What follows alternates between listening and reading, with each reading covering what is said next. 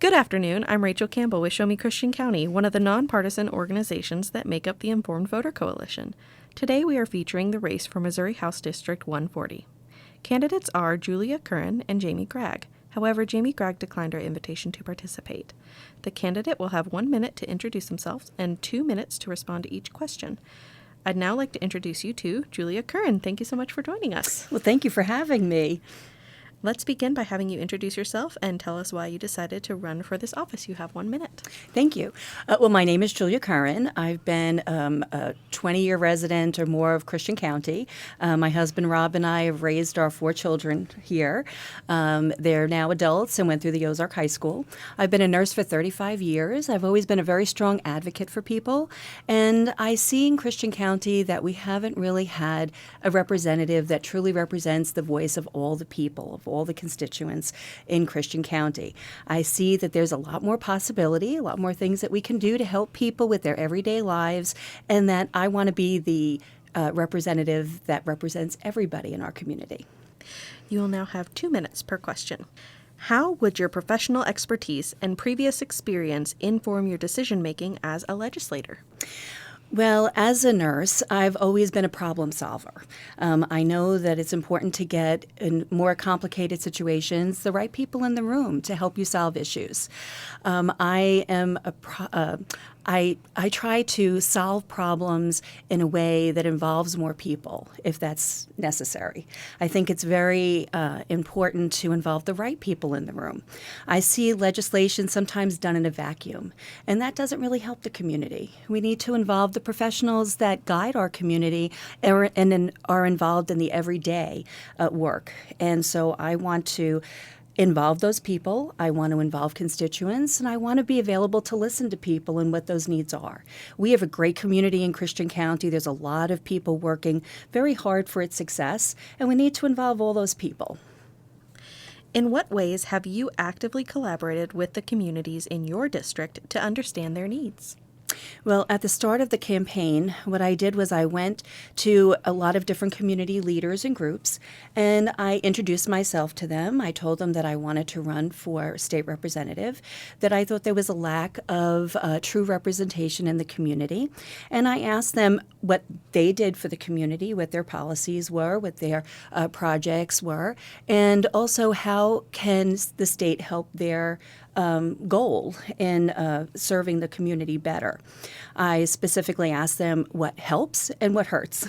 And what I find more is that they want to be involved in those legislative decisions, and that really impacts our community. And we need to have representatives that listen to them. So that's one of the things that I did, and I found that unfortunately, it was correct that there's a lot of people not being listened to, and they have a lot of good ideas, and we should trust our professionals who run the different departments and groups in our town. The other thing I did was I engaged in the community. I started with a book exchange to start conversations out in the community with different groups and activities. Across the state, school districts serve as large employers in their communities. What steps, if any, do you think should be taken to address the teacher shortage in Missouri? Well, I think one of the things that we should do is treat teachers with more respect. They are highly trained professionals. They are dedicated to educating our children. They are the foundation of our educational system. And we need to engage with them more and find out what it is that would inspire them to stay in their profession. I know as a nurse that oftentimes I felt that I wasn't being heard. In my 30 years, we went through so many nursing shortages, and I think the root problem was always the same. We weren't going to the problem. We weren't addressing the problem with the person it was affecting. So we need to find out from teachers what they need to better. They want to be effective educators. How do we help them do that? And people who feel like they're accomplishing their job and have support are people that are going to be happy and staying there and do a much better job. What do you believe to be the most pressing issues in your district, and how do you plan to address these key issues if elected? There's, I think, several different issues, and what I've been concentrating on is trying to find out how to engage more people. What I find is a lot of solving problems that don't exist and not enough of focusing on problems or concerns that people have. When I speak to young people, young families, I hear that there are issues regarding childcare. I find that most of their childcare dollars equals the amount of their rent. I find that people are working really hard and not making a wage that helps them get ahead. I find that older people are being kind of pushed from their homes because of the cost of living, the high cost of insurance. There's so many things that we can do in our community, and none of those problems are being addressed. We just have some divisive issues being thrown out there at us. We have so much more in common, and I think that we're unstoppable when we realize exactly how much we have in common and not that much that divides us. If elected, how do you plan to stay in touch with your constituents? By doing what I'm doing, being out there in the community and engaging with people who the legislation affects, the different departments, the local and the county government. Instead of, I hear all the time, we have to stay in our lanes. No, there's one lane, and that should be to make a better and stronger community. And in order to do that, we cannot be in a vacuum up in Jeff City. We have to be consistently engaging, consistently asking people to come up on legislative days and really engaging with them, not just taking photo ops. We need to really work with people and hear what they have to say and listen and not just wait for them to finish talking so we can continue speaking. We need to, in the end, I want to represent everybody in our community, whether you voted for me or not. In the end of the day, I want to be a representative that truly represents not just the people in Eastern Christian County, but works for them every single day and helps them live better lives in our community. All right, Julia Curran, that concludes our interview. Thank you so much for taking the time to talk with us today. Thank you very much. Again, I've been speaking with Julia Curran, who is a candidate for Missouri House District 140.